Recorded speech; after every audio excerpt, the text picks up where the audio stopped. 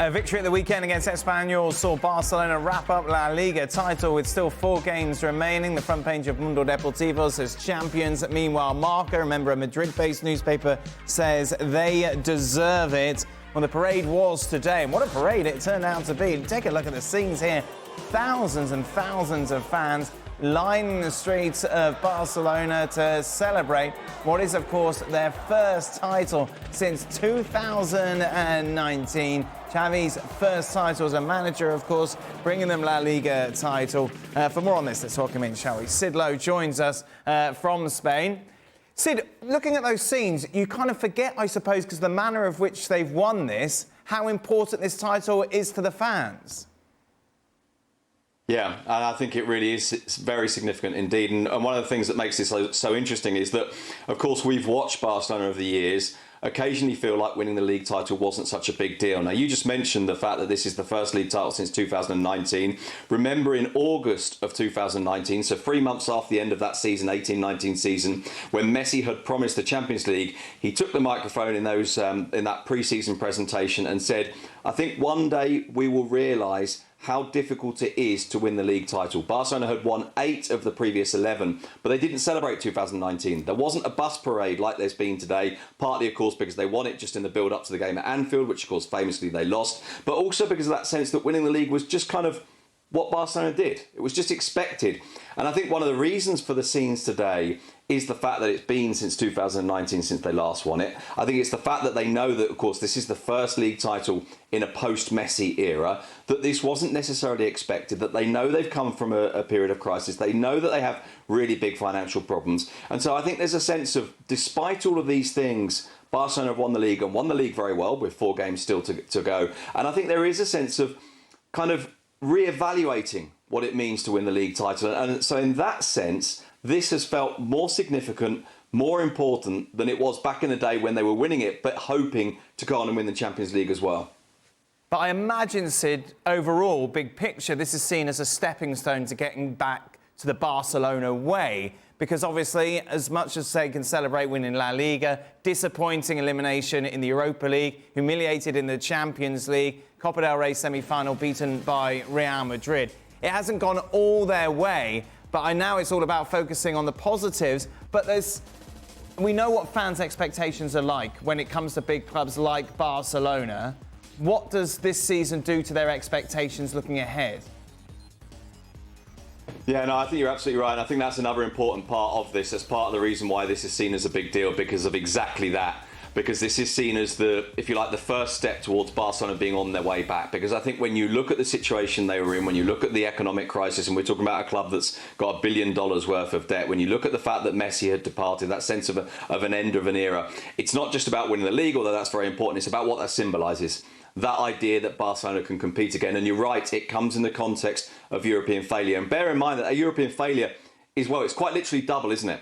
Because in the space of basically a year, you've seen them knocked out of Europe 4 times. Because both times they got knocked out of the Champions League and then out of the Europa League. And that does them a lot of damage. And that helps to, if you like, enforce that idea that Barcelona are not yet back amongst the European elite. Remember that Gerard Piqué comment after they were beaten by Bayern Munich? This is what there is. This is the reality that we face. And I think what this league title does, as well as being important in its own right, is it says this is a step in the right direction. Xavi Hernandez has spent a lot of this season, right to the very end, talking about this being a team in transition, that it's a team that's still being constructed. And if you can win the league title while being constructed, it suggests, of course, or at least this is what they hope, that you're on the right track. But what's interesting, it's been constructed in the end around an incredible defence. I think it's fair to say Ronald Araujo has been Barcelona's best player. How are the fans reacting to that, seeing such a shift in the style, which of course they've been accustomed to in the past? Yeah, I mean, if there's one person who maybe makes you think it wasn't Araujo, it could be Ter Stegen. So if you're talking about a central defender and a goalkeeper, I think you're right. The focus has been on the defence. This is a team that's won 1-0 11 times this season. A third of their games have been 1-0 victories. They've only conceded 13 goals, and you could see last night that Ter Stegen was furious to have conceded those 2 from Espanyol. He has the best shot save statistics in the whole of Europe's 5 top leagues, and it's very much been based on that, on not conceding, on winning tight games and winning them consistently. What do the fans think about this? I think under normal circumstances, there might be a bit of grumbling about this. I think we've seen this with different managers and with different teams. But again, we come back to that context. And that context is, who are we and where have we come from? What position were we in? And so I think this season there's been an acceptance of the way that Barcelona are evolving into that, an acceptance of the pragmatism about the way that Xavi Hernandez, who is the ultimate defender of Barcelona's footballing faith, has been pragmatic and said, OK, an extra midfielder. OK, we've bolstered the defence. If at times we have to roll up our sleeves and fight, we do that. If at times we can play brilliantly, then great. But that needn't be the be-all and end-all. Now, whether that can last into a second season, when that can last into becoming a permanent identity for Barcelona, I think is a very different question. But I think for this season, in this phase of construction, I think it's actually been largely embraced by the fans. And one of the big things for me that's been really stood out this season is the way that fans seem to have taken it upon themselves to back the team. We're talking about average crowds of 84,000. We're talking about crowds that are noisy, maybe noisier even than they were in those Valverde years when they won a League and Cup double in the first season, when they hoped to win the Champions League. And I think that's partly, again, because of that context, again, because the fans realise where they come from and feel that they have a role to play. So there's been a sense of communion this year. Now, of course, the question is whether that can be continued into the future. But for this season, at least, I think that's been really quite strong. Sid, we were covering the game at the weekend. Obviously, Barcelona celebrating in the centre circle, the Espanyol fans storming the pitch. You know, there was no excuses. There was no attempt to shift the blame. He said last night, we need to look at this and we need to see what we got wrong in terms of the behaviour, of course, of the fans, but also in terms of our management of it. Whether the security was good enough, whether the stewarding was good enough, whether the police force was good enough, although police argue that this is a private issue and they're there for a worst case scenario, not for the basic management of the fans. And I think that's something that we'll see come out in the investigations in the next few days. And also, by the way, the possibility of a really quite hefty fine or even a ban for Espanyol, which of course right now, if that was to happen quickly in a period in which they're fighting against relegation, could be really, really bad news for them in purely footballing terms, quite apart from, of course, the question of the image it gives of the club in terms of the if you like, the sadness about the way that some of their fans behaved. It clearly, though, hasn't dampened the celebrations we've seen in Barcelona today. And as you say, Sid, a big step for the club. Their first La Liga title since Lionel Messi left. They can close the door on Messi now, say thank you very much to that era and look forward. Apart from the fact that their president has come out and said, with all due respect to Saudi Arabia, let's not forget, Messi is on a free in the summer. Barca is Barca. Barca is his home. Barca can compete with anyone. The history this club has and the feeling of our 400 million supporters, that's a lot, is so strong. Ah, Sid, it's the head against the heart, isn't it, here?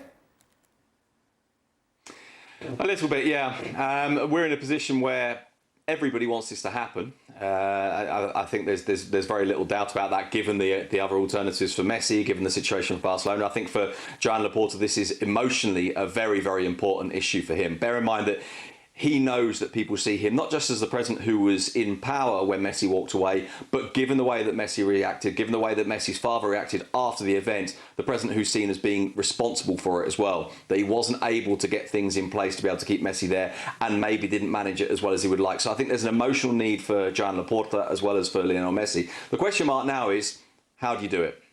How do you convince La Liga that your plan, your economic viability plan, is sufficiently secure to be able to sign Lionel Messi, to be able to cover the financial impact of that? Now, as Laporta's already said in that quote that you read out a moment ago, a big part of that is, well, for a start, he's free. So you're not talking about a transfer fee. So then you've got to come to some sort of agreement about the salary. And that's where the issues will lie and how far Messi's prepared to come down, how high Barcelona can go up. Because, of course, this isn't about them deciding whether or not they'll pay it. It's about the league letting them pay it or not. They have to make around about 200 million euros worth of reductions in terms of their salary mass to be able to get that salary limit down to be able to sign Messi. Now, that, of course, involves players being sold. Of course, it involves players leaving and their salaries being taken off the books. We have to factor in the fact that Piqué has retired and Antoine Griezmann has joined Atletico Madrid. That's worth around about 80 million just on those two players. So they're making steps towards it. The question mark is, can they reach that point? And can they reach that point in time? And how much of a sacrifice are both club and player going to make this happen? Because everybody would like it to happen. Now, that's before we even get on to the footballing side of this, Dan, as to whether or not this actually works. Percentage chance, Sid? I think there's a good chance that this happens, but I think it has to happen. Obviously, it has to happen with those other things put in place first. And I think that is a difficult fight. And let's see how that works out. Let's see who they manage to move on, how much money they manage to sell, whether they manage to convince La Liga. I think it's difficult, but I think everybody now is, at the very least, pushing in the same direction. Now, whether or not they get there, I have my doubts about, but I think there is a chance. So you're suggesting it could be a long, drawn-out summer of me asking you percentage questions, Sid? I think there's a 100% chance that you and me will get bored of this. How dare you? I'm glad the dog didn't feature. Thank you very much, Sid. Well, thank you very much for watching ESPN on YouTube. For more sports highlights and analysis, be sure to download the ESPN app. And for live streaming, premium content, and let's not forget as well, ESPN FC 7 days a week. Subscribe to ESPN+.